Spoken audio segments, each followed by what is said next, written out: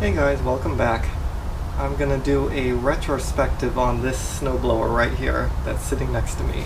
There are 5 parts to the series of fixing it, and I want to just talk about snowblowers in my area and whether or not it was worth it to fix this thing or not. Just a little bit about snowblowers in this area. I live in an area of the US that can get a lot of snow, or it may not get a lot of snow in the course of any given winter. Last winter, I think we got all of about 3 inches total throughout the entire winter, and that was spread across several storms. Most of it was just slush, wet slush. I didn't even break out the snow shovel last winter, not once. Other winters, like the winter I think of 2015, we got 30 inches of snow in one storm, and it's storms like that which cause people to go out and buy snowblowers in this area.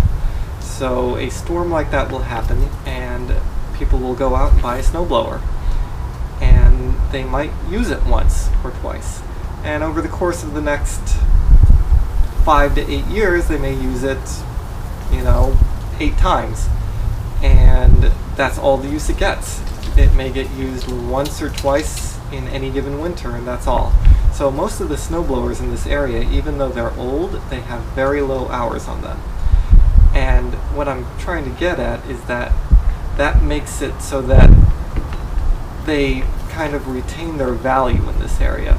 People don't use them much, they have low hours, and so people are not willing to part with them for low sums of money. Most of the snowblowers that I see listed, most work.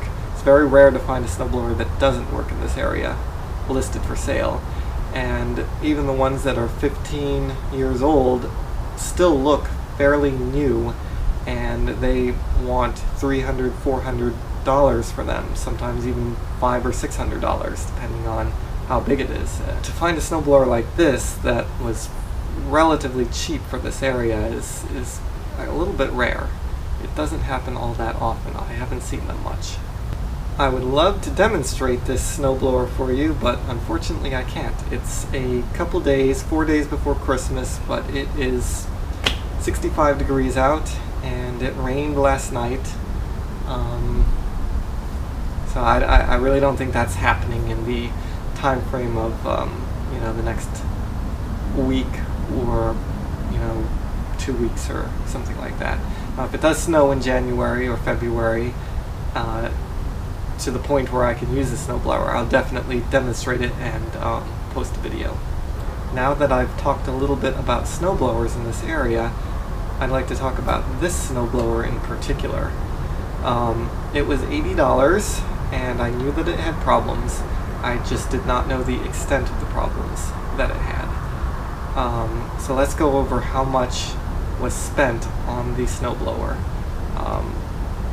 I'm going to actually look up the actual amounts. Alright, let's start. The snowblower was $80. The engine gasket set to fix the intake leak, I bought an entire engine gasket set for this snowblower, was $10.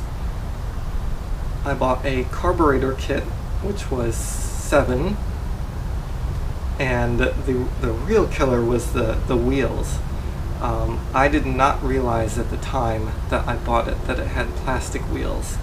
I actually wasn't even aware that they made snowblowers with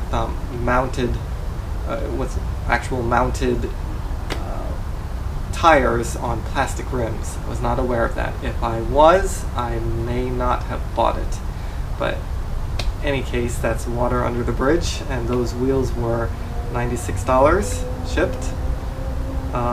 What else did I buy? I bought the drive belt, that was $6.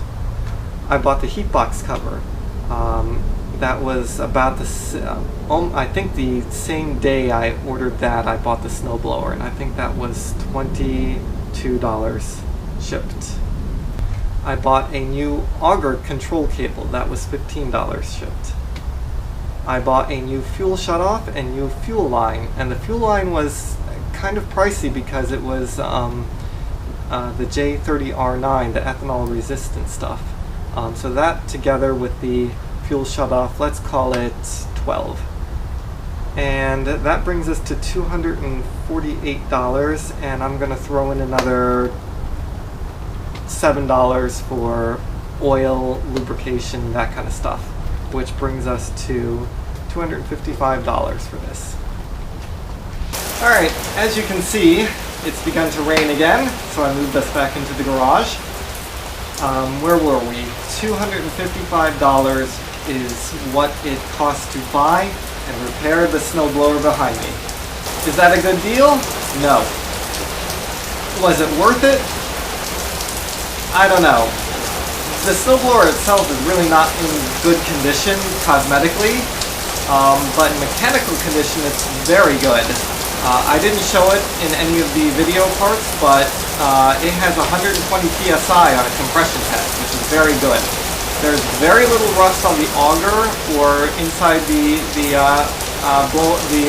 auger housing or anything like that. So it's just been sitting out in the weather for a long time. It's been sitting out in stuff like what's happening behind me for a very long year, many number of years. So it's mechanically very good, cosmetically not so much. Now if I was to go and try and sell this thing today, I probably would be able to get about $250 for it in this area. So I would basically break even on it. Probably not quite. So for my own personal use, which is what I plan for it, I think it's fine. It made a bunch of good videos on YouTube, so I'm happy about that, and I got to dig into it and see how it worked. So all in all, I'm rather pleased with it.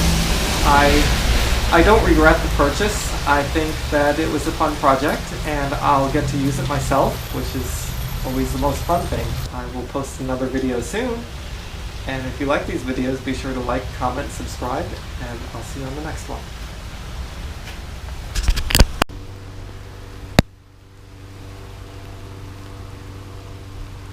Should we go look for that pot of gold?